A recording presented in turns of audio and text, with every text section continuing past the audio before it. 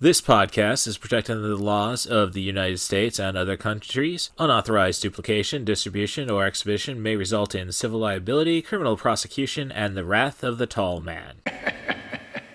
Boy! Hey, let's talk about you, the ID10T community events at ID10T.com, like Russ Stevens, a.k.a. Cat Bus Russ, who has started a podcast called 90 for Chill, which Russ says is dedicated to movies with a runtime between 74 and 99 minutes, the time frame that I feel is ideal. Russ, I could not agree with you more. That is a fantastic idea. Russ goes on to say there are times you need a cinematic fix but don't have time for the latest Scorsese masterpiece or offering from a comic book universe. There's also times when you need a conclusion to prevent a binge costing you a whole night.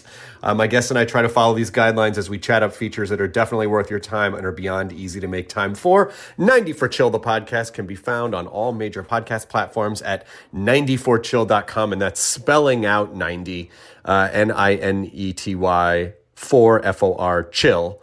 So there you go. Thank you so much for sharing, Russ. Really great idea for a podcast. Events at ID10T.com for everyone else. I thought you boys understood. It's business. That's all it is. You still don't get it, do you, boys? There ain't no countries anymore. No more good guys. They're running the whole show. They own everything, the whole goddamn planet. They can do whatever they want. What's wrong with having it good for a change?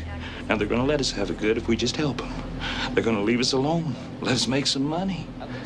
You can have a little taste of that good life, too. Now, I know you want it. Hell, everybody does. You do it to your own kind. What's the threat? We all sell out every day. Might as well be on the winning team. See ya, boys.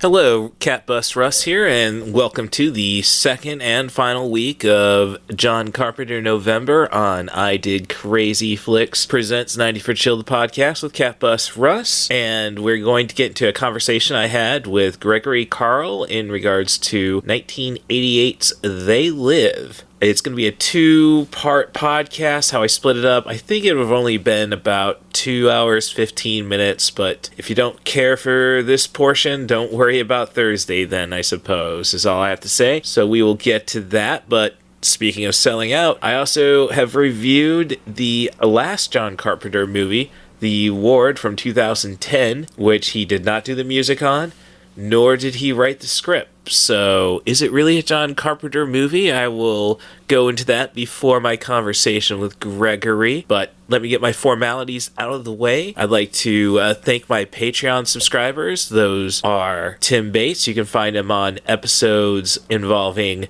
1989's Arena and 1988's Night of the Demons on this feed. Former AA Wrestling backstage personality, The Scoop Saley, and thank you, Dad, for all your help. Aside from those shout-outs you get every week while you're subscribed to my Patreon, you will get yourself a waterproof sticker. Of course, I put that on all my bottles at work. I'm going to branch out into magnets at some point just to clearly identify my locker if that's not advertising, but I digress. And access to the original Podbean feed of 90forchill.com, the podcast, so you can see how I've evolved as a podcaster. It's only $3 a month, and if you don't think the podcast is worth $3 a month, surely you've seen pictures of Ava the Queen Kitty on the website, ididcrazyflicks.com, and you know you have to respect royalty, and that's 3 tins of cat food for her. So thanks to my subscribers, and thanks for even considering it. You can do that at patreon.com/ididcrazyflicks. You can also help my podcast out by rating and subscribing on your favorite podcast apps, 5-star reviews preferably. Be as honest as you'd like in the comments. I've seen some weird stuff,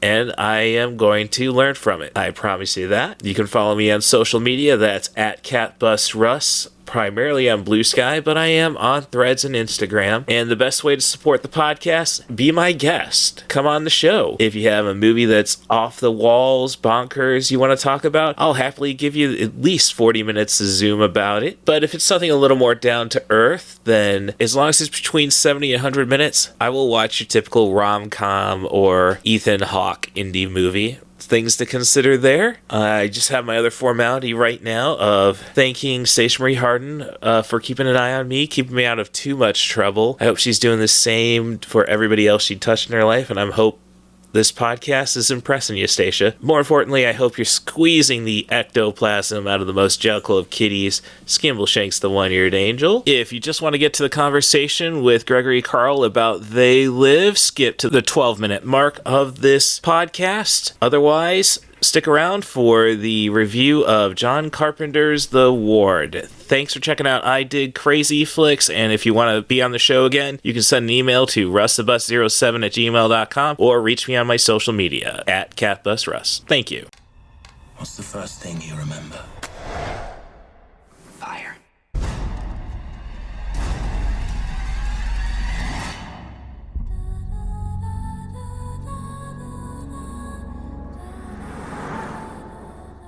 What's your name? Kristen. Welcome to the ward. Your new home. Why am I here? You can't get them to tell you anything. Sometimes they take people away, they don't come back. If I were you, I'd watch out, new girl.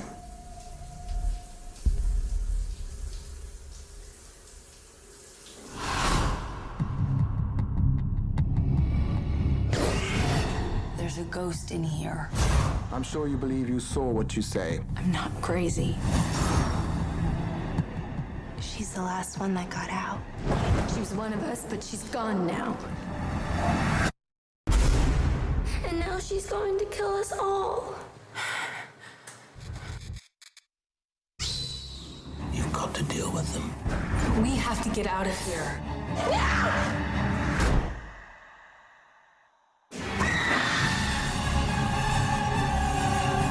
Get her in a straitjacket.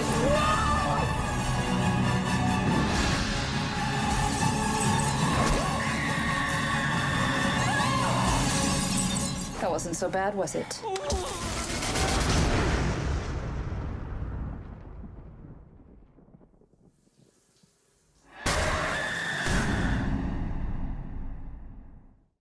With this being John Carpenter month on I Dig Crazy Flicks, I decided to catch up with The Ward from 2010, 9 years after Ghost of Mars, the first John Carpenter I really ever saw in theaters, so it holds a place in my heart. This is not your typical John Carpenter, and I was always kind of afraid to watch this film just because why do you take 9 years off, essentially? It's a story of Kristen, played by Amber Heard, who has been institutionalized after burning down a farmhouse in Oregon. She's got about, let's say, 4 other, I wouldn't say ward mates, that's a good term, who are all being treated by a psychologist portrayed by Jared Harris.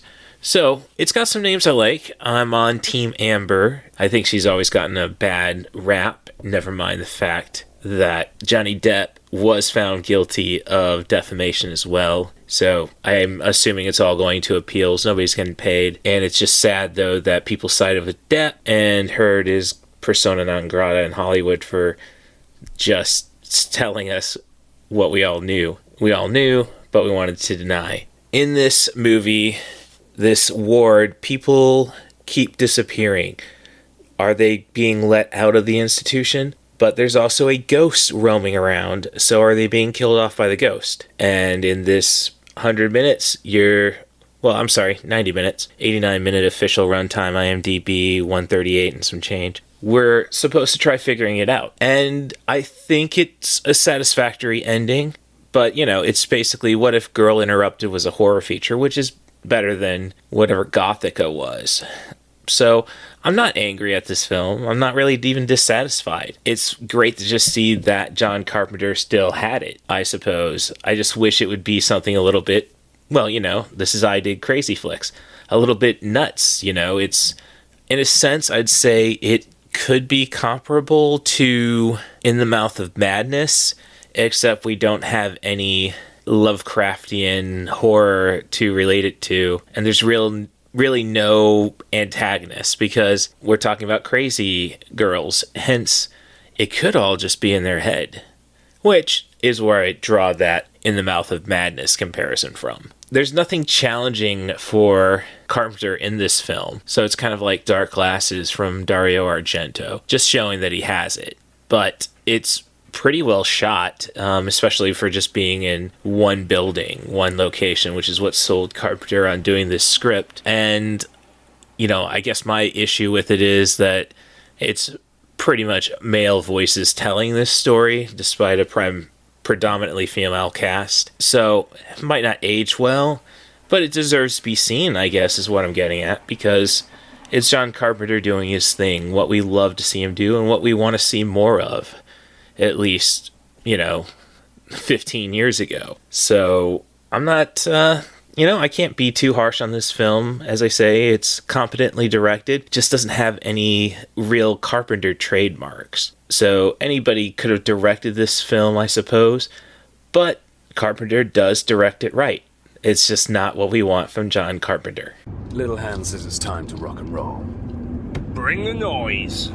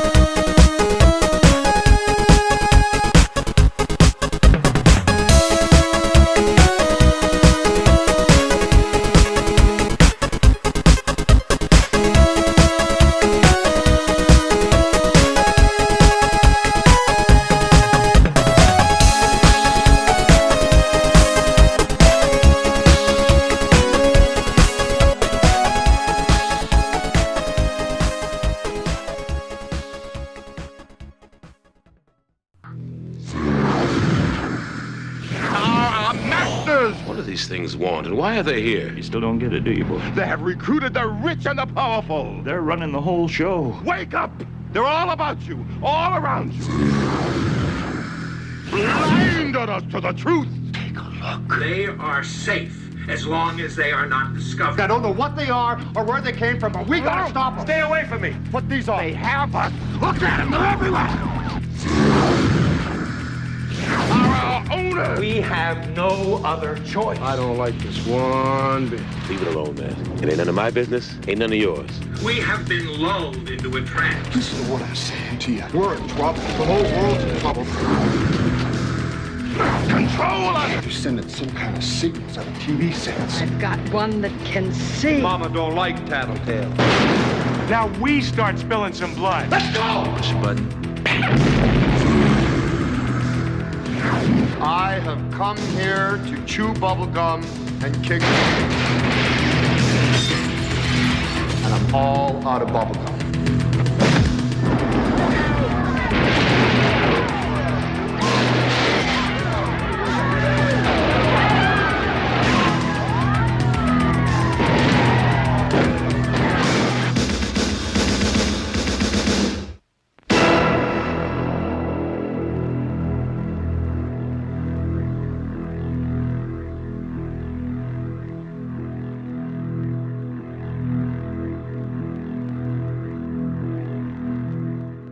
Hello there.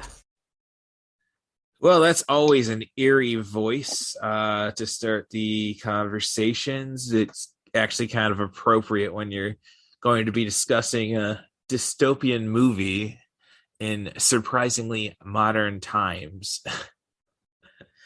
But this is 90 for Chill, the podcast. And once again, I'm joined by Gregory, Carl. Is it Gathman? Because I was just looking. Oh, I just go by Gregory Carl because it's easier to spell. I got tired of correcting my actual last name. Carl's my middle name, though. That's what I figured. I was just when I was locating your podcast, the Mud Show. That's correct. Yeah. Yeah. When I was trying to find your podcast, I was like, oh, that's not cool.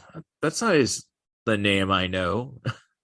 So, Oh, but we're going to be talking about They Live. Kind of almost disappointed that I couldn't time things better, I suppose, with SummerSlam coming up tomorrow. So, but start things off, I can't believe it. Hulu did get rid of No Holds Barred. I'm presuming they are going to probably be releasing a major Blu-ray or 4K at some point, because I know they had, I think at San Diego Comic-Con, they debuted Zeus toys. Really? Yeah, or I don't know. That could have been just some random place. I don't know, but yeah. And I mean, in 2 more years, it's going to be 25 years old anyhow. 25? Let's see, turn 1989. Yeah, 25 years.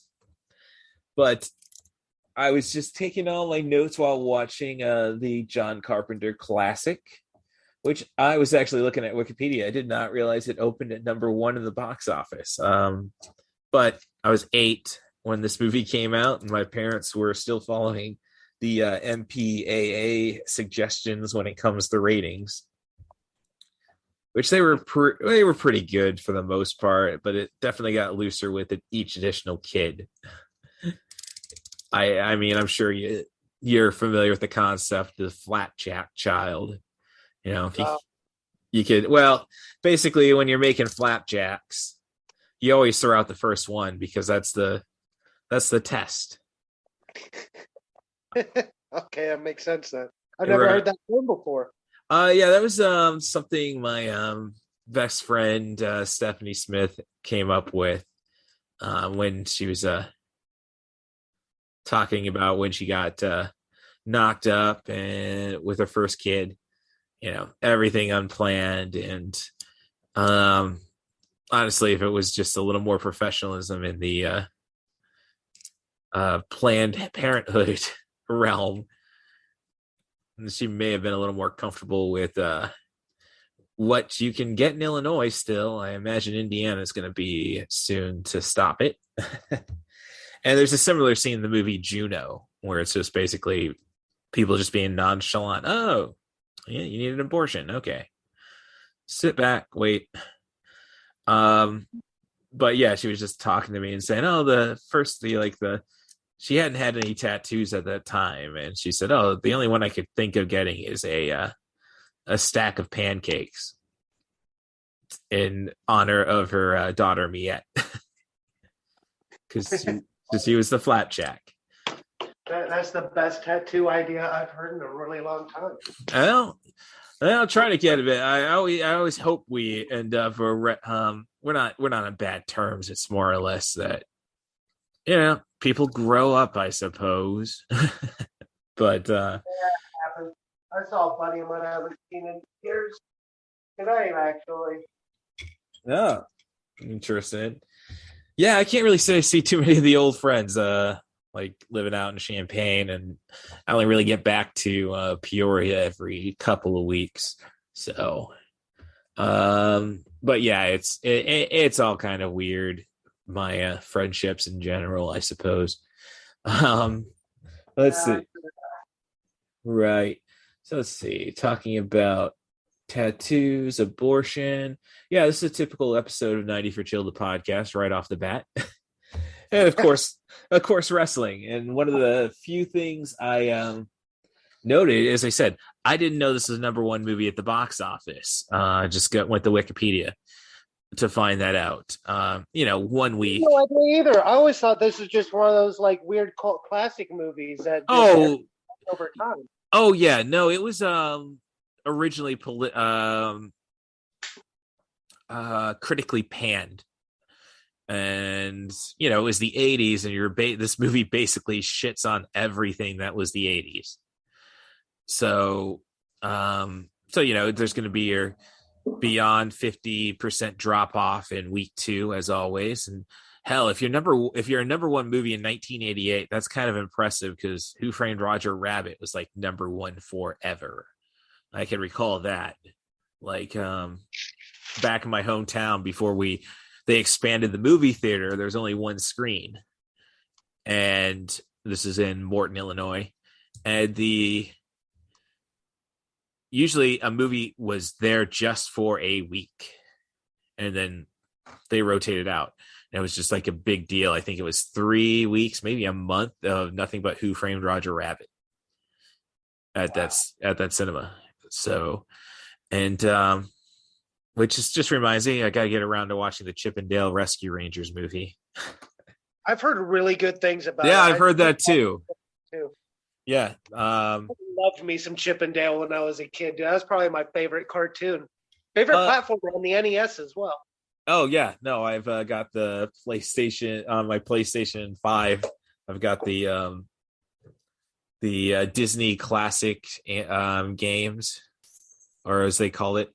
I think it's DuckTales, DuckTales 2, Chip 'n Dale Rescue Rangers, and Tailspin or Darkwing Duck, something like that. I bought that exact same collection on the PS4. Yeah, well, I up for $5.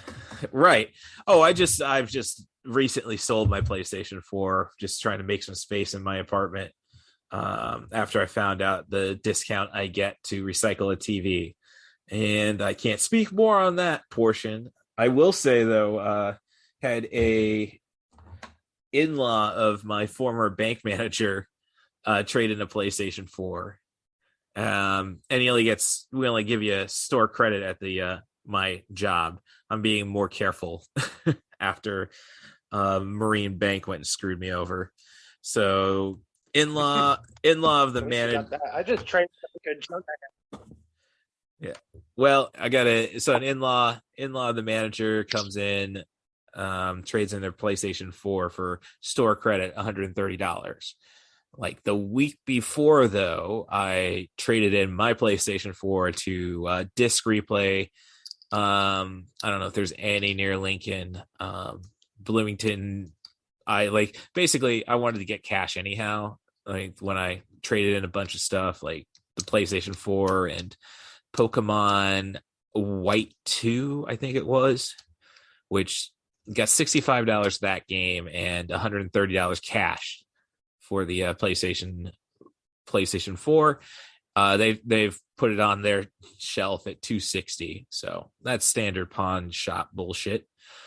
Actually, I wouldn't say standard. Usually they'll cut you even worse. But yeah, so the person comes in, and so I got $130 cash. Now, if I would have taken store credit instead of the $288 I got, they would have given me like $420 something. And, I wanted the cash, and never mind. I don't know if this place is going to stay in business if the best one of their stores closed. So basically I could have told that guy, yeah, you could get cash, the same amount in cash if you just go there instead of here. But I withheld that information.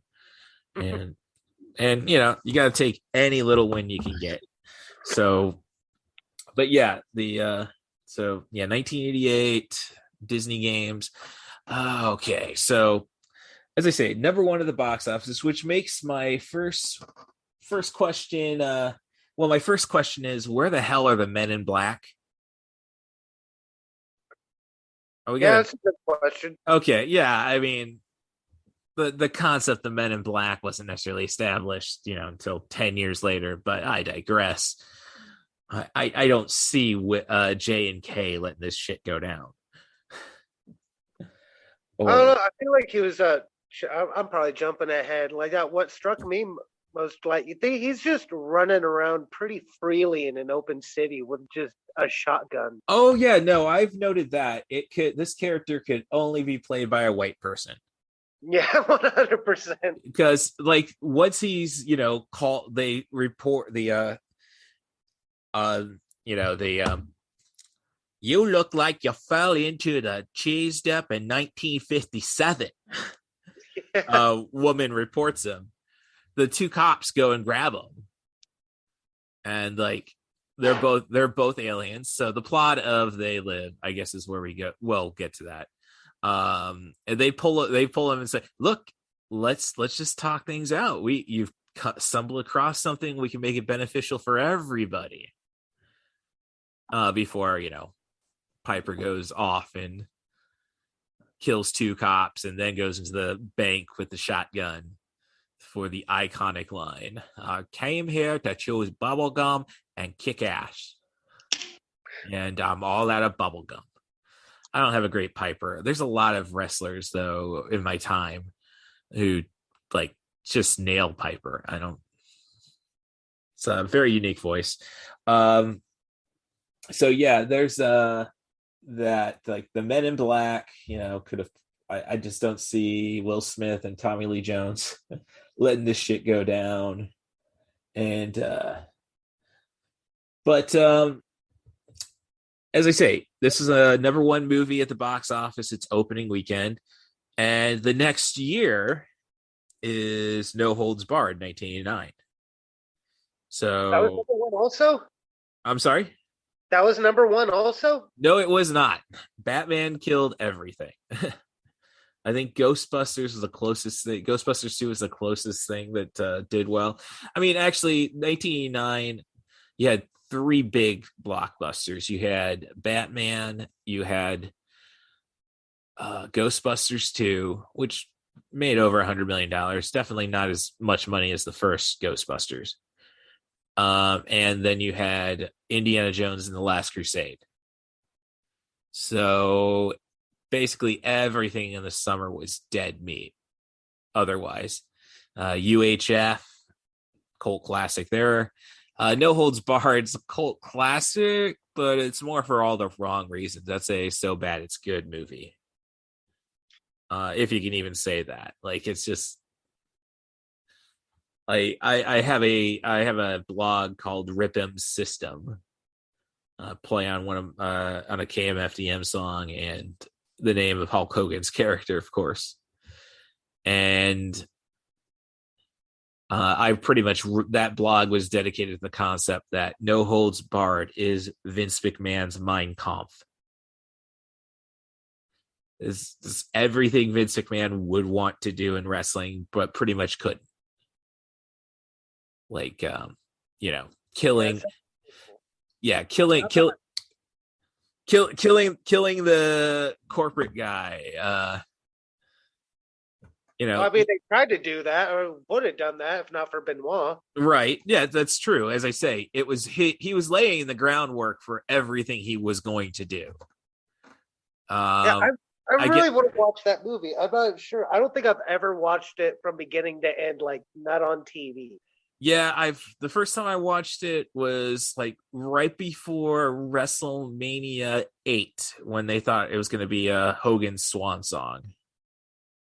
Of course, it wasn't. They brought him back to WrestleMania 9, and then that's all. That's pretty much how wrestling devolved. So, I guess you'd say it definitely, the days of the territories definitely ended there, because once Ted Turner could figure a way to get Hogan, you had the war, and when you have 2 giant conglomerates, which thankfully AEW is letting most of their wrestlers wrestle indies on the weekends. So when you're only working 1 night a week, it's something you can afford, I suppose. But yeah, so basically the story is this movie was shot in 1987. Roddy Piper retired at WrestleMania 3, so he could go on and move into acting. And what I think came to mind is that No Holds Barred was, well, it's just basically Vince McMahon makes everybody, or wants you to believe he makes everybody. And so I basically think, I have the question of, was No Holds Barred a reaction to Roddy Piper's success? I don't know. Was he that successful in movies? No, but his first movie was a #1 at the box office. Yeah, I guess that's true. So that's what I'm saying. Would Vince McMahon, I mean, I don't know, you go back to Beyond the Mat. I'm sure you've seen that doc. Yeah. Right. And, the first thing, introduction of Vince McMahon is, we make movies. And so maybe, but I'm just saying, I guess they may have had to, like, the story behind No Holds Barred is they got the original script. McMahon and Hogan didn't like it. They still wanted to do the movie, so they locked themselves up in a hotel room for 2 days and rewrote the script. There's an excellent episode of How Did This Get Made about No Holds Barred. And the guest on that episode was Tom Lennon. Probably best remember it as Officer Dangle on Reno 911. The one who wore the short shorts. Oh, yeah. No, me and my dad loved that show, man. Yeah. That's the one I got to consider doing, is finding Reno 911 Miami. I did see that movie in theaters, so that was a fun one. And hey, we got another wrestler in that. That's another Dwayne Johnson before he was really. Well, I don't know when. That Dwayne... wasn't. I forgot he was in that. Yeah, well, he wasn't in there for long. I haven't watched it in a long time. Yeah, no, he's like, after all the cops have been poisoned except for the Reno crew. There's only one other cop who's like getting everything ready, and I think it may have been Officer Watto who actually accidentally blew him up.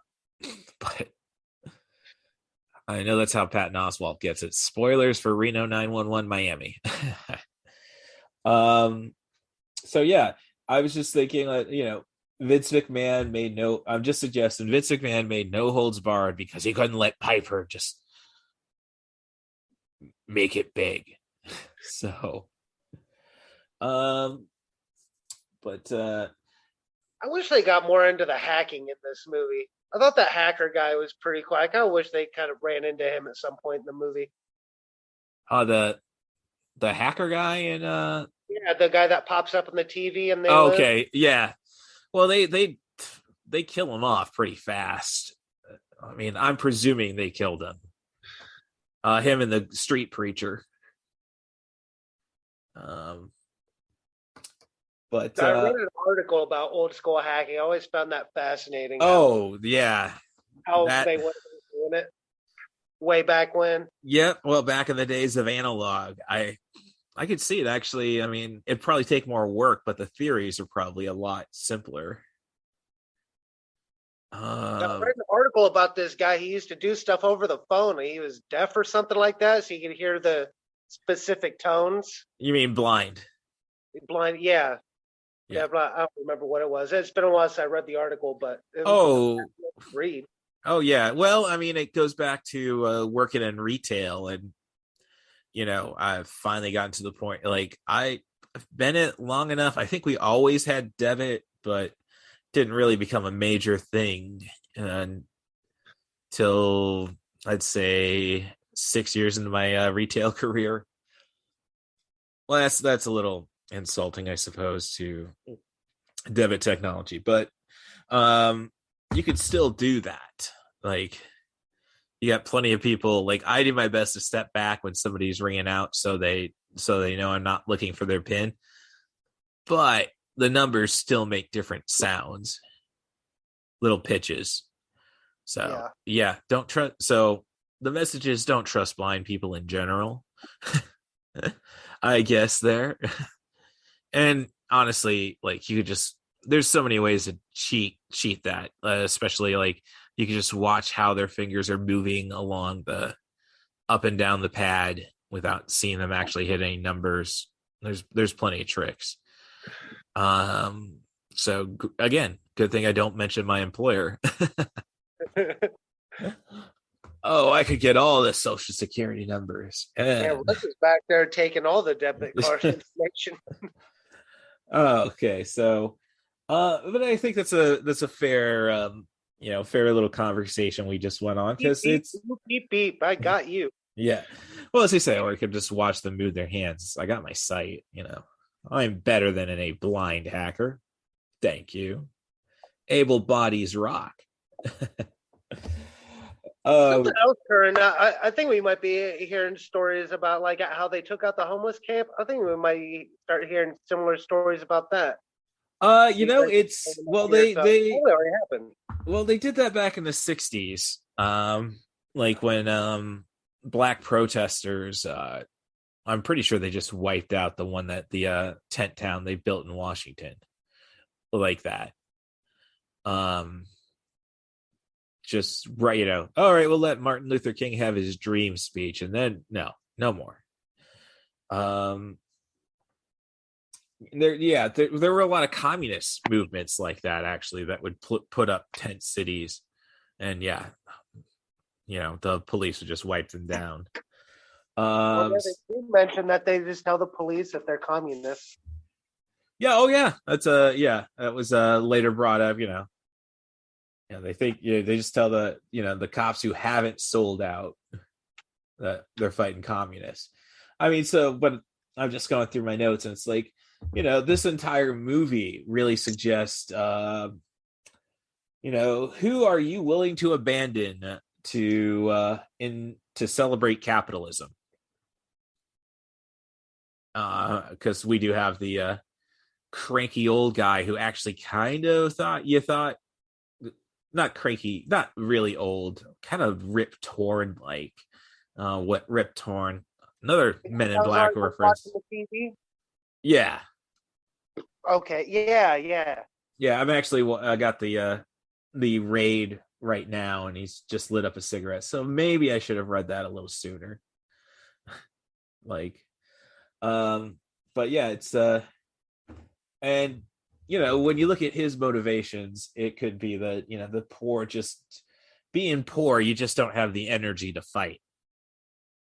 So, thank God for the internet now, I suppose. Of course, then, that gave us Donald Trump. So, again, Vince McMahon, don't give people platforms, period. Thank God you're retired.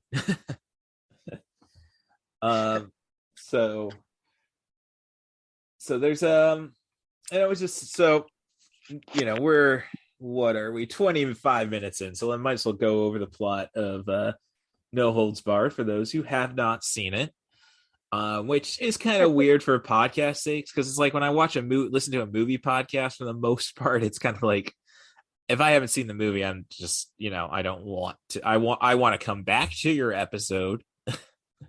But and there's great shows like How Did This Get Made, where it's basically like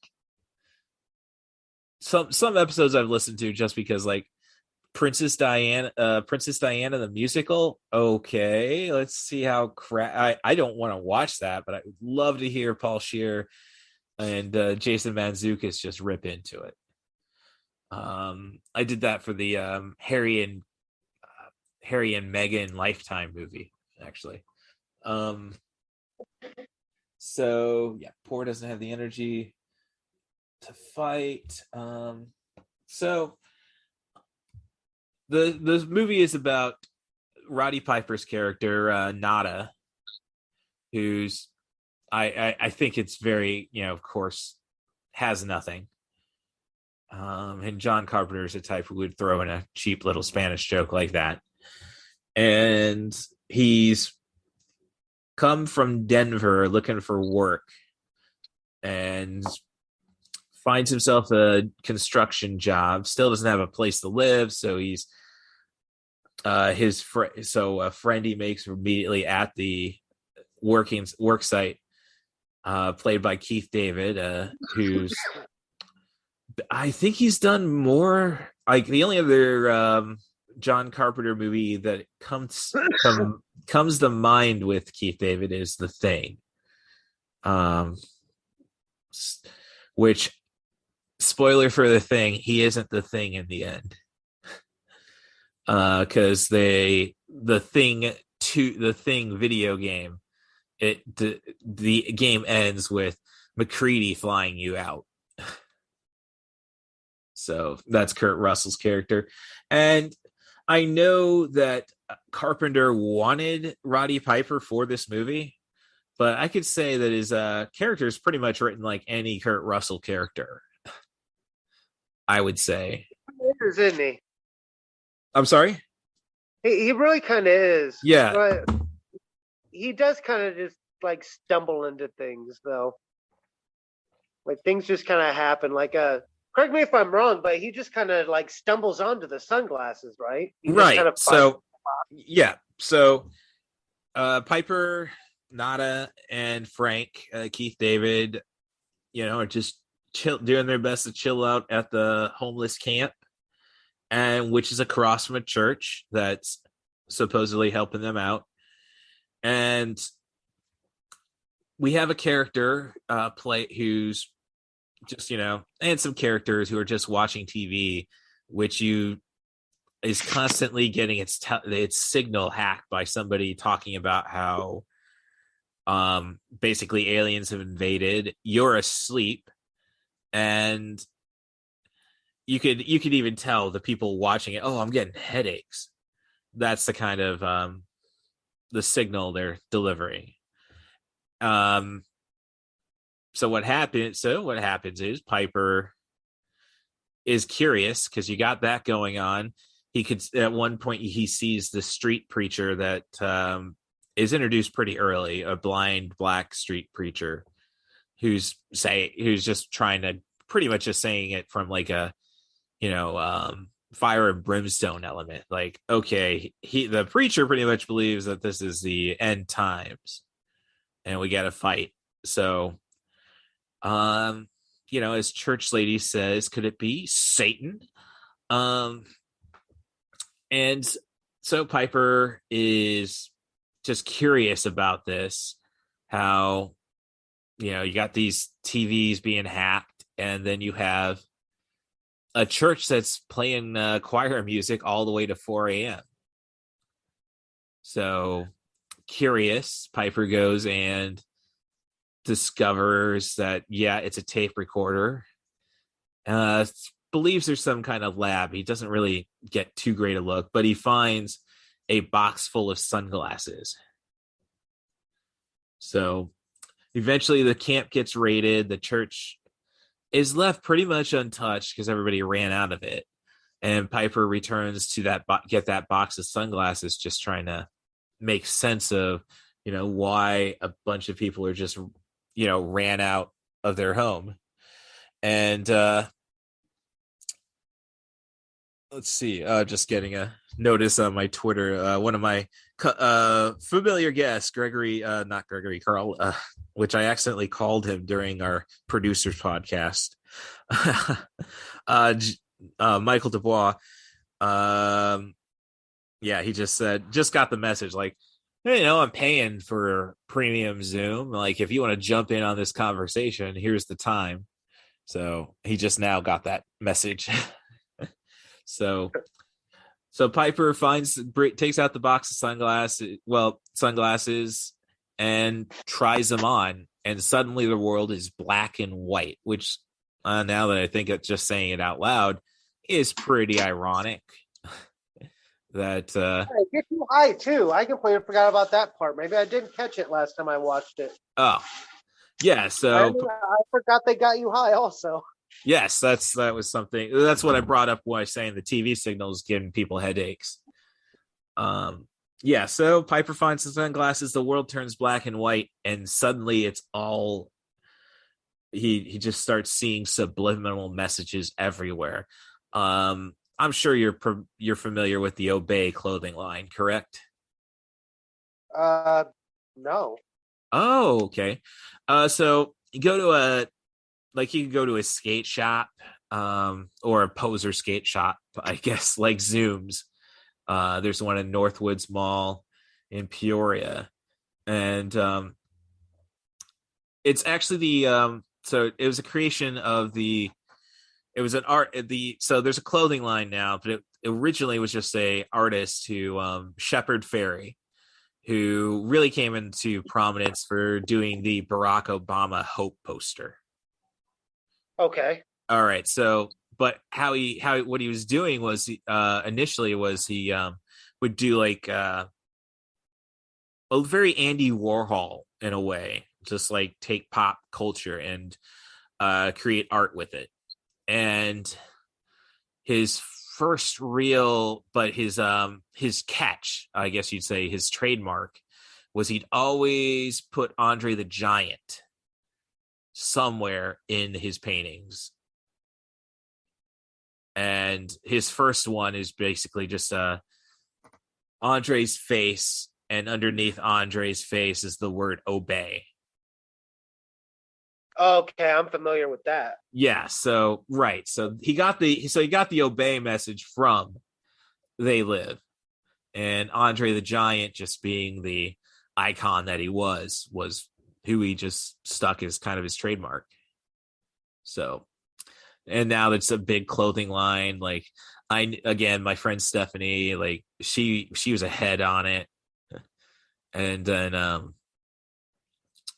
then it blew up big. Like, I mean, my thing was Domo-kun. He's like, if you look at my avatar on my on the Zoom, it's Domo just eating up a bunch of rice, it looks like. Nom and nom nom nom nom. And like, oh right, cool. I got him tattooed on my wrist. And then 6 months later, he's a Target mascot. Yeah, I feel the same way about my Punisher tattoo. I never thought that was being a political thing. Now I want to get it covered up. Like I don't really want to, but I feel like I need to now. I don't know. I mean, like Punisher thing would send the. I don't know, dude. I get roped into like weird political discussions. Oh yeah, I think because they see the tattoo and like I don't right. They get the wrong impression of where you're at. Yeah. No, you see. I look at it like, would I get any of my tattoos covered up? And I'd say no. Maybe my first tattoo, but that's just because it was my first tattoo, so it doesn't look that great now. It's all faded, and I didn't know how to take care of it right away, and all that stuff.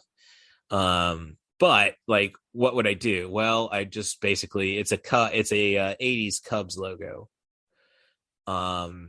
which that was my trademark on the professional wrestling scene, probably more than my character, the student of the game, and carrying out the Idiot's Guide to the complete Idiot's Guide to Professional Wrestling as a prop.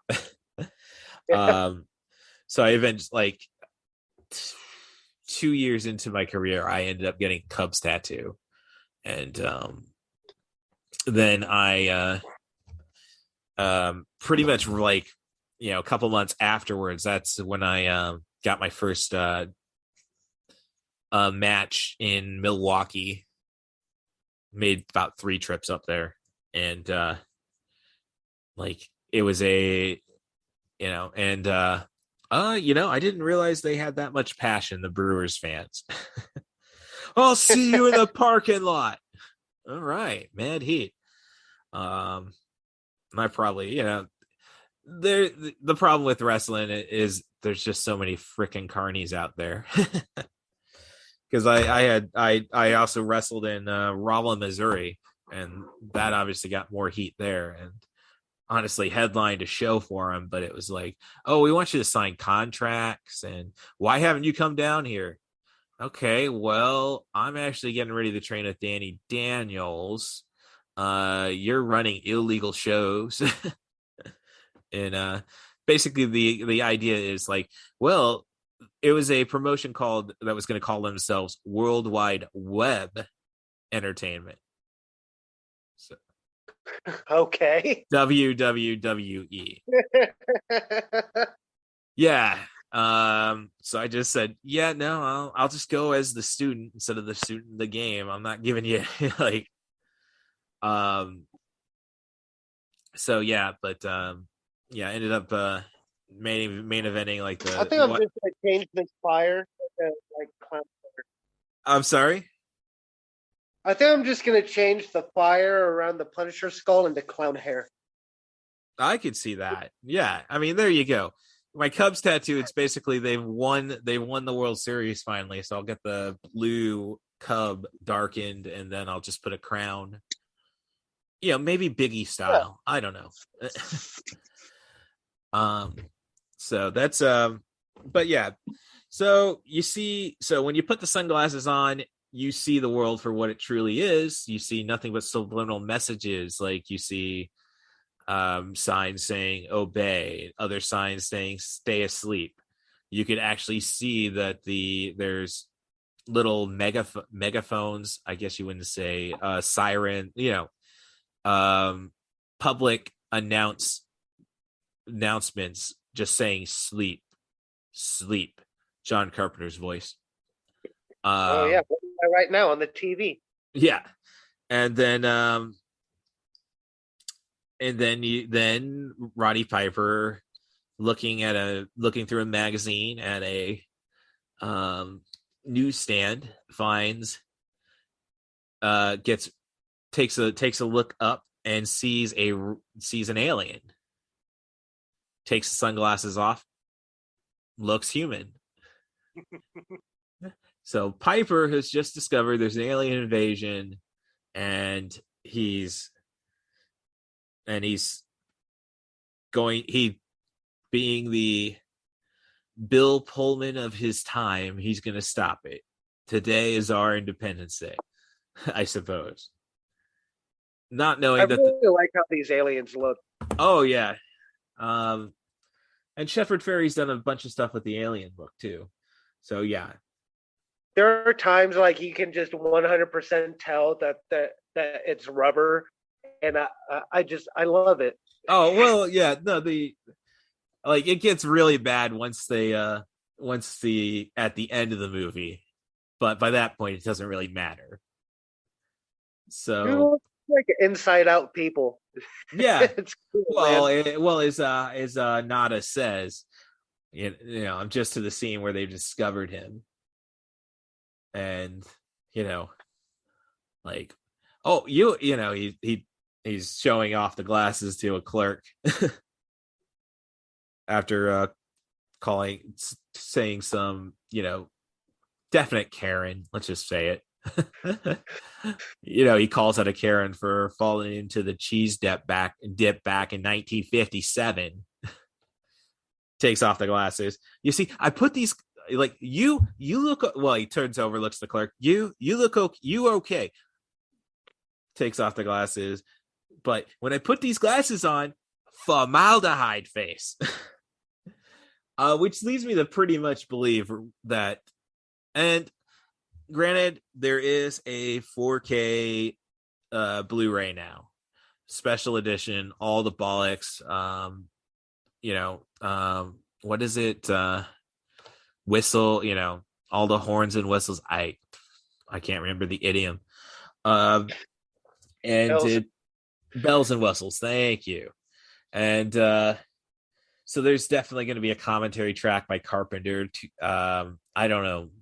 It's wishful thinking, that maybe Piper was able to record one for this, because the original DVD, and I got it on iTunes right now, is there's no special features. It was just put out there. So yeah, so I just have a feeling Piper was I know he improv'd the most iconic line. I've come here to chew bubblegum and kick ass, and I'm all out of bubblegum. I just have a feeling, once the action really starts going, they just let Piper riff. It doesn't really sound like Carpenter's writing when you go back to say his, really, I guess you'd say it's his only comedy. Well, I guess you could kind of say Starman is a comedy, dramedy, what have you, would be Big Trouble in Little China. And I don't think Kurt Russell was. I think Kurt Russell just didn't feel like he's just riffing. So I guess great. I'm gonna have to rebuy this movie a third time, which I'm not really but I don't need the digital copy. I think it's from Shout Factory though, so there's probably not a digital copy in the same kind of sense. I don't think, it's Shout Factory. I don't think they want people to actually have digital media. Then few of those movies I need to go back for a rewatch. Mm. That was Big Trouble in Little China forever. I just like John Carpenter a lot. Like I Oh, wanted to go back and check out a Prince of Darkness oh on yes. Shudder. I don't think I've ever seen that. I got Prince of Darkness. I've got most of his stuff by this point. I have never seen Starman. That's my hole in my John Carpenter filmography. So Jeff Bridges, right? yes. Yep. Karen Allen is the love interest, I suppose. Yeah, I want to say I've seen it. I don't really remember. I've seen bits of it. But no, I can't say I was real young when I saw bits of it. This is when I had had an uncle in Buffalo, New York, who's he was just obsessive about his movies. And for the most, this is the 80s, so most of the movies were all taped off television, or he'd go to the video store. He always had 2 tape decks ready to dub the cassettes. Yeah. We're talking 25 years ago now. Surely the statute of limitations. So don't worry, Uncle Jim, you're fine. I remember my stepdad would have the 2 VCRs going. Oh well, I'm in the wrestling business. I always have to come up with ways to make money. So yeah, I was dubbing tapes. Didn't realize that Ring of Honor had their own copyright protections on their DVDs. But my uncle, he would go and do all these tapes, and then he'd make catalogs of an entire VHS collection, and he'd go and cut and paste and throw images. One page is just the poster for Stripes. Very cool guy, just retired. It didn't seem like he put that much time in before he retired, but hey, New York. He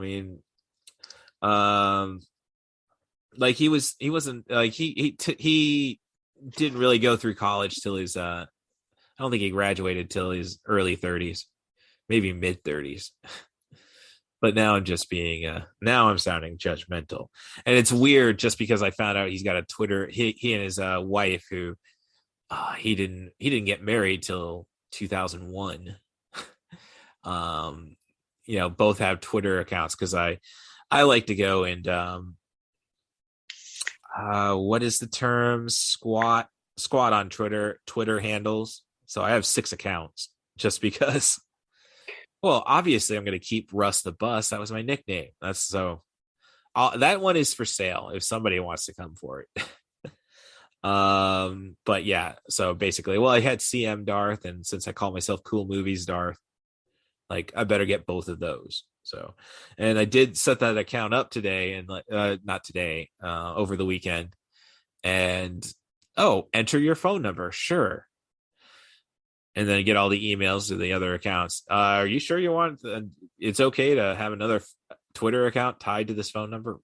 But when I started typing in suggestions, like when I'm sending out tweets and tagging people, it came up with suggestions, and it's like, oh, the manager of mine from the last hotel I worked at, the general manager. Okay, why did that come up? Why did my Uncle Jim and Aunt Liz come up? And I found out so that tells you how many people are on Twitter. If only 3 people came up in my suggestions, because they basically, that phone number is associated with this Twitter account. So yeah, weird finding out that my aunt and uncle have Twitter. And they didn't even get clever with the names. I know you had Vile Comic 5, but actually Microsoft gave that to me. Oh, Microsoft gave you that one. Well, you had to go, and when you signed up for Twitter, you had to go and claim that one. It wouldn't be a default. On Twitter, I haven't logged into my Twitter for years. Oh, I presume as much, but I'm just saying, like, Microsoft may have gave you Vile Comic, and you may have just been using that everywhere. Yeah, that's true.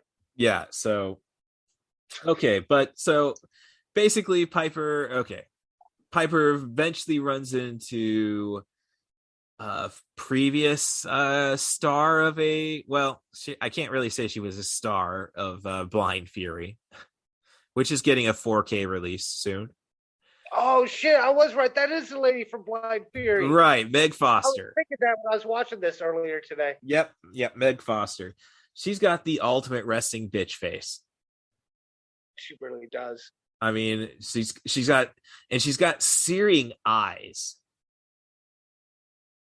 Like, I have this one DVD I won at a Drunken Zombie double feature door prize.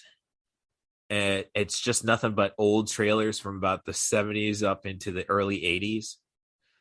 And this is like grindhouse kind of stuff. Like, there's movies of her in the 70s, and whoa, quite the number there. But yeah, I digress. But she's also in the movie Leviathan, if you're familiar with that one. Peter Weller, Ernie Hudson, Daniel Stern, right? Under the water. They all get infected by Russian vodka into becoming one giant monster, Leviathan, I should say. There we go. Like, here's something I did note. Like, we really need especially if Piper's improv.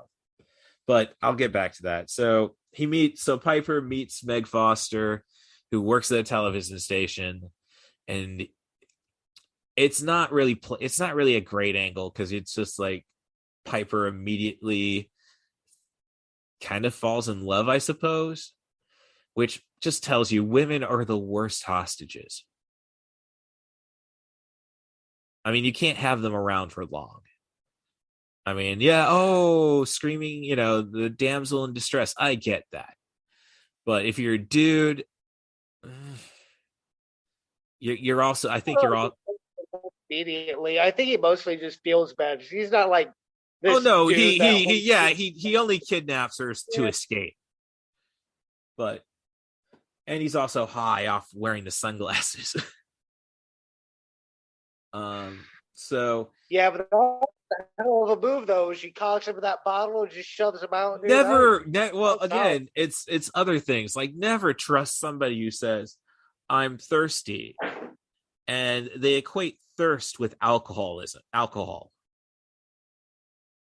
Like, if that woman is not going for it, there he goes. And then the 20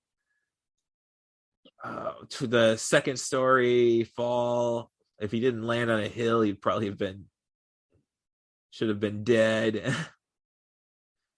Yeah, so basically at least broke the bones. That's the hell of the hill. Oh, I guess kayfabe, man. Kayfabe. he's a wrestler. We know how to fall. So let's see. Piper improvising. Color person is the lead. Meg Foster conversation. Women. It would be pretty if he was just like a wrestler looking for work. His territory closed down. He's just wandering around looking for another place to wrestle. Oh, well, no, we got the remake, which I think just because of but back to the plot. Piper meets that woman, and then they he kidnaps her to escape the cops, and then eventually tables are turned because the sunglasses are like a drug. And basically he then turns to trying to get Frank on board, which ends up resulting in still the best fight, I would say, in all of cinema. Yeah, it's a good fight. Yeah. I mean, South Park went and recreated it shot for shot for the cripple fight. If you've seen that episode. Really? Yeah, have you seen? Yeah. It never dawned on me that it was the exact same fight. Oh, especially the lines. Not this year. Not this year. Yeah. helps But, oh, grabs the now that you say that, yeah, and they like if you watch that like DVD, they show that on the feature how they did it shot for shot. When Keith David this movie. oh yeah, no, Keith David. I mean, here's the thing: I don't think I've ever seen him as the star of a movie. Which, granted, he came up. I mean, he was coming up in the late 70s, 80s, and by the time I imagine he can't actually say. I would imagine he's got to be close to the age of Samuel L. Jackson. Samuel L. Jackson's the age of my dad. So that makes him 74. So he's got to be close to he's got. I think Flair is 72, 73. Are you watching the fight tomorrow? Oh no, I think it was tonight, wasn't it? Yeah, no, it's the 31st. I'm ordering it. I can't. I mean, we got two sexual predators in the ring, Jay Lethal and Ric Flair. Yeah, they both probably get a bleed. Oh, didn't Flair bleed during that promo? I mean, that promotion for it. Yeah, dude, Jeff Jarrett busted him open with that heel of his wife's shoe. Well, and Jeff Jarrett, I'm a fan. I mean, he just an IWA story, I guess. IWA Mid-South story. I did read like one weekend Jarrett did IWA, and I guess he smacked Ian's kid. Legit, like backstage or something. And I remember, so I was setting up. I set up a ring for Ian a couple times before I ever wrestled at IWA. And when I wrestled at IWA, it was a tryout match. And as I say, I don't have any ill will to Ian, but John Calvin, his kid, oh God, he was so like I probably met him when he's 10. And he's just maybe even younger, but he's cursing at us as we're setting up the ring, trying to bark in order. So it's like, yeah, no, I can appreciate and shot him for, and somebody finally put that kid in his place. So by that point, John Calvin was probably 18, actually wrestling for Ian.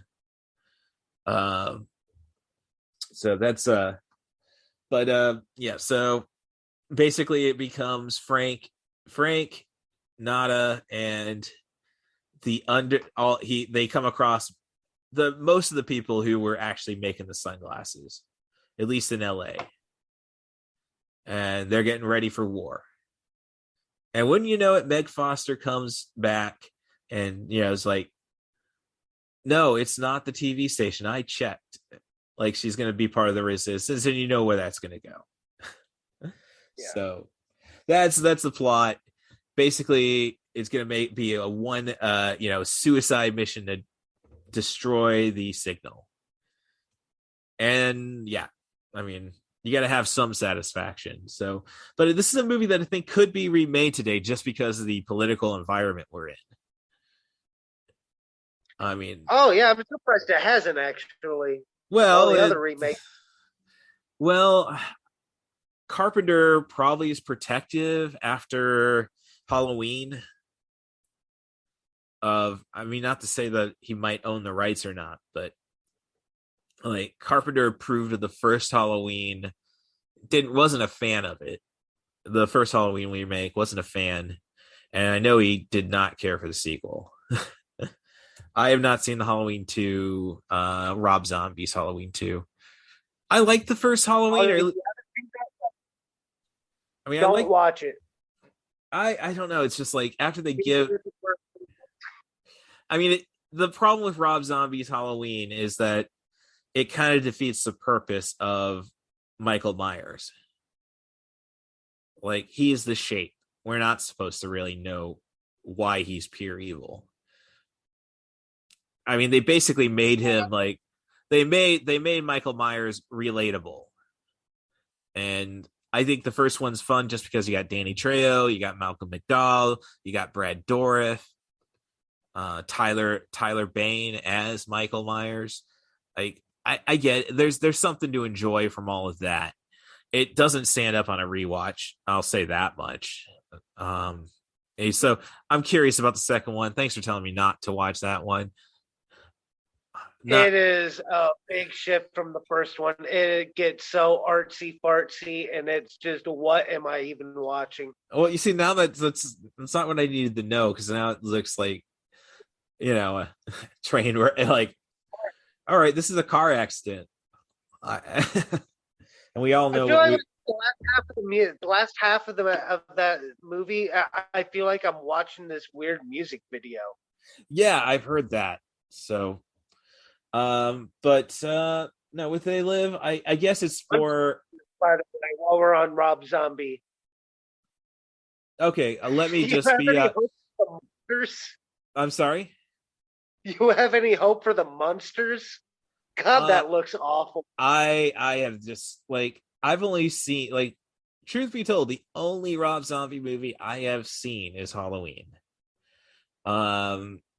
Which is really? Yeah. I mean, everybody kind of all overrated House of the Thousand Corpses. Nobody denies that The Devil's Reject works very well, or at least everybody says it does. Right. I should say, as a movie as a whole, it's really good. Yeah. And then he did Halloween, and then he did then he did the Halloween movies, and then he started doing a lot of okay, you really lost your just movies that seem like, okay, maybe you're trying to be Lucio Fulci, I guess. You're not Argento by any stretch of the imagination. But I guess, but it's just just does nothing really draw.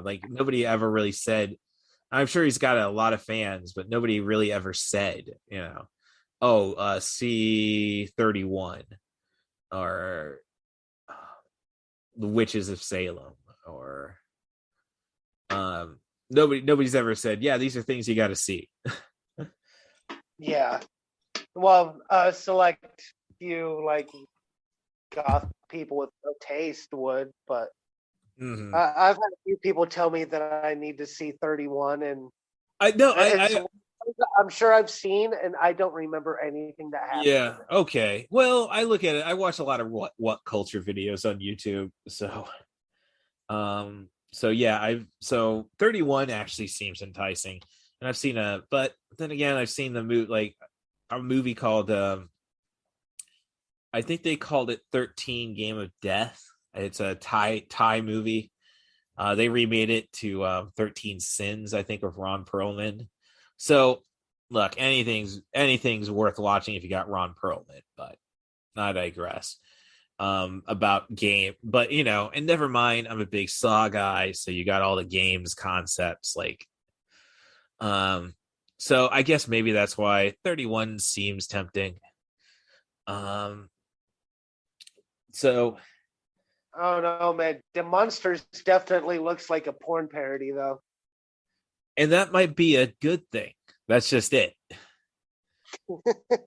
Oh no, I don't like his wife Sherry Moon. I don't think she's a good actress. I don't think she's a good. I don't think she's a good actress either. But I mean, when we're talking about directors, and this is a note of mine, especially polarizing directors, I myself am a big Kevin Smith fan. I talk about it in the Fan Expo episode about 3 episodes back. My experience at Fan Expo, which I honestly, Fan Expo screwed things up. I did get my Bluntman and Chronic Funko Pop signed by Smith and Muse, but yeah, that was the big draw for me, was Kevin Smith. Fan Expo, you can kind of they kind of screwed up after Wizard World. Okay, and at 7:00 you can either see the 4 Hobbits, Billy Boyd, Dominic Monaghan, Sean Astin and Elijah Wood do their panel. Four Hobbits is all a badass doo-wop group. Yeah, it's well, great. Now we get a robot chicken sketch. I mean, I got a friend of mine, JD Grieving, who's got his own YouTube channel, does some good stuff. And he's been a guest of the show. We talked about stealing Harvard with Tom Green and Jason Lee.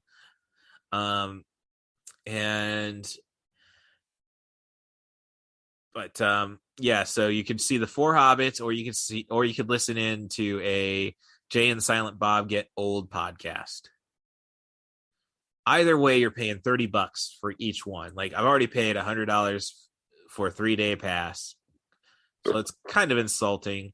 But no, I was definitely going to go because I'm a Kevin Smith fan. I went and saw the podcast recording, which was pretty fun. I think you have to be a Smodcast subscriber, which, hey, if you can figure a way to monetize, I can't fault you. Like, all I want is this podcast to make me the extra $200 a week that I should be making wrestling if I didn't flake out. Is that how he's doing Smodcast now? Kevin Smith, well, he's had the Smodcast network for a while. I know there's some free podcasts. I wouldn't be surprised if he's got paywalls.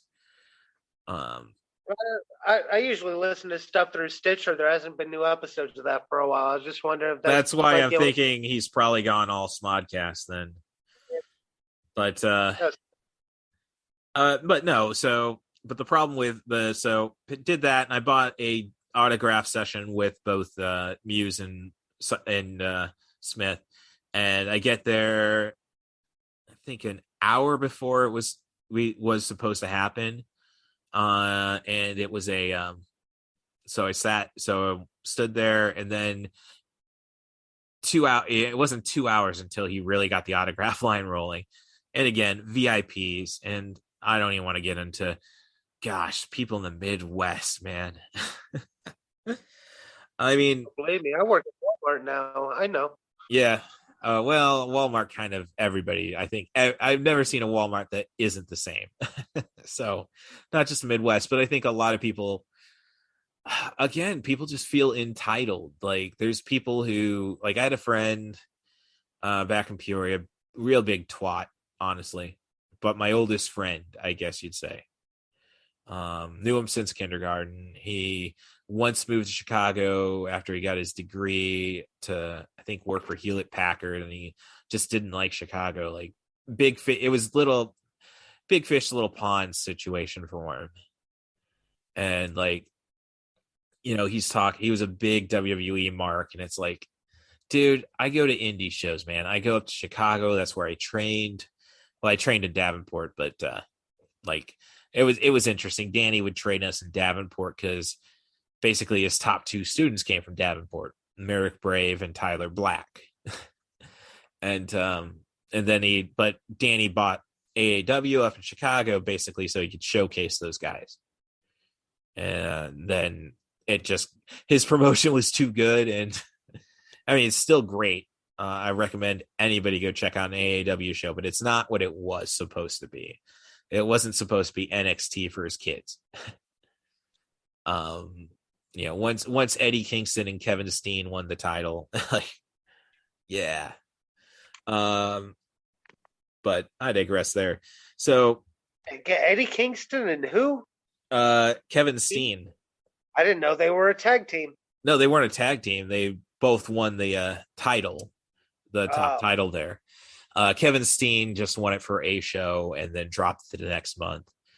And Eddie Kingston, like, I thought he was going to do the same thing to make Danny's third best student, Shane Hollister, look good. And no, Kingston kept the belt. It's like, okay, so that's the end of just putting your kids over. But Danny had stopped training kids by that point. It's just, he had a family. He just started a family, and yeah, it's just so basically Oh, geez. Now I'm kind of lost. Oh, Kevin Smith. So basically, I waited 2 hours for Kevin Smith, and then they're basically say the security is coming by. Who has 4-day pass? Who has 3-day? Who has the 4-day passes? I do. Look, we got a bunch of people who only have 1-day passes. They came here strictly to get an autograph from Kevin Smith. We'll figure something out for you the next day. Because he's not scheduled to do autographs. We'll figure it out. And yeah, they kind of figured it out, but I still had to wait another 2 hours next morning. And I'm more embarrassed. I don't know. It's tough for me just because like I get to Kevin Smith and basically like everybody ahead of him was talking his ear off. And I get to it. That's what always turned me off about his podcast is his fans. Like, will these people just shut the smack up? Yeah, no, it's like they always seem kind of entitled. Like, I'm gonna halt this entire show. I can go on this whole thing. Like, God damn it, man! This isn't why I listen to this. Yeah, no, and I'm just saying, like, I'm sitting in the queue, waiting in the queue, and people are getting pissed that Kevin Smith hasn't come back yet. And it's like, okay, one, he's doing us a favor for doing this show.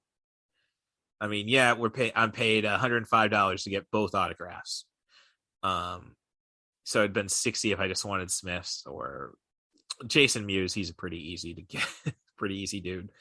But it's like I go to Disney. I tend to go to Disney World almost like there was a time where it was every 5 years. It's not like that now. I'm a poor guy living in a apartment that Allie from Alex Accessory Shop on Etsy says is ghetto. But what I'm getting at is just basically like, okay, if you go to Disney World, or if you get, you're going to be waiting in line most of the time. That's just what you expect to do. It's like, and it goes back to my friend Trent. Oh, sorry, I dropped his name. No, I'm not sorry for walking out on your wedding. I didn't actually walk out on his wedding. I declined to be an usher after we had a falling out. He didn't think there was going to be a falling out. Yeah, but I digress. I embarrassed him was his biggest problem with me. Like, yeah. Didn't drop his last name, so who cares? He's like, no, I'm not going to drive to see wrestling. Like, yeah, but you're not going to see anything good on WWE TV in 2010. Or I would say even like we were watching wrestling together up until I left for Champaign Urbana. So, 2015. The only reason I watched WWE, like, after, like, I eventually got fed up with it. I was sick. Like, once Michael B. Cole became a character, I was gone, checked out, especially when they're burying the women's matches to push his character. And it's like, if it wasn't for the pipe bomb, I wouldn't give a shit. So that's an AAW story for you. The week that Punk walked away from WWE after winning the title in Chicago, he was at the AAW show supporting Colt Cabana, and eventually Colt Cabana coerced him to make an appearance. But in the meantime, me and him are just sitting watching watching the monitor in the back next to each other. Like, okay, who's this guy? He's asking me, who's this guy? And then he kind of got pissed when I saw a shoulder breaker being performed. I said, vintage. And granted, I didn't watch much WWE, even when I was wrestling, just because I'd always work second shift. So never got to see the live show, which brings up Ring of Honor to mind, because I love the fact, like, I kind of love the fact they're not running every week. Makes it feel extra special, like when I drive up to Chicago to see it back in the day before they got TV. Yeah, so I'm sitting back with Punk, and so I accidentally said vintage Scott Norton when I saw Shoulder Breaker, and fortunately my good friend Brett Kakia did go and kind of covered that up. He said, "No, that's vintage Papa Shango," and Punk popped for that after giving me the dirty look. So that's my Punk story. Don't think he's as good a guy as he comes off as, but most indie wrestlers will tell you that. I mean, hell, Eddie Kingston made it his story. That's cool. He popped for Papa Shango. That was like one of my earliest memories, was just being fascinated by Papa Shango. Oh, that was like the second, like I had seen 2 WWE shows live at the Peoria Civic Center before the first one was like a major taping, and they did close it out with a main event. Like they had the place sold out. They closed it with Hulk Hogan versus One Man Gang. And then I didn't see any shows again until my little brother. But yeah, as I said, that's why I was worried. Like, so is that a train on your side passing by? Oh no, I haven't muted the mutiny when I started the podcast. Oh yeah, no, it's I was right next to the tracks. It's downstate Illinois. Everybody ends up dealing with the train. Like, I had to, just shoot the shit with Ben Bailey, I think it is, the host of Cash Cab, when I was working for the Mark Twain Hotel. I was the concierge, basically the shuttle driver. So I drove Ben Bailey, Tom Green, Michael Winslow, the guy who played Biff from Back to the Future was my first ride. Yeah, Tommy Davidson, really cool. David Alan Grier, pretty mellow. But I digress all that. But one time, if you've been to Peoria trying to get to the Jukebox Comedy Club, there's a chance that there is a train that's going to get in your way. And yeah, so I had to shoot the shit with him, talking about how parents wouldn't let me listen to dirty music until my sister got into the Who, and then it was the chorus of "Who Are You?" Roger Daltrey just says, "Who the f- are you?" So yeah. But yeah, so Midwestern people, especially, because I don't think they're the only amusement parks there are up around Chicago is pretty much I guess you could go to the Dells, but otherwise it's just Great America. And believe me, it's not that busy. It's been a long time since I went to Mid America in St. Louis. It's not that, those queues are not that long. So, and now I'm at the shootout in the alley, where you can briefly see legendary action star Al Leong. You probably know him best from Lethal Weapon as the guy who's torturing Riggs. Mel Gibson with the water and the electricity. If that doesn't come to mind, he's the Asian henchman in Die Hard. Yeah, you had me at Lethal Weapon, buddy. I love those movies. Yeah, he's uncredited in a lot of John Carpenter movies. I think the only one he really got a credit for was he was one of the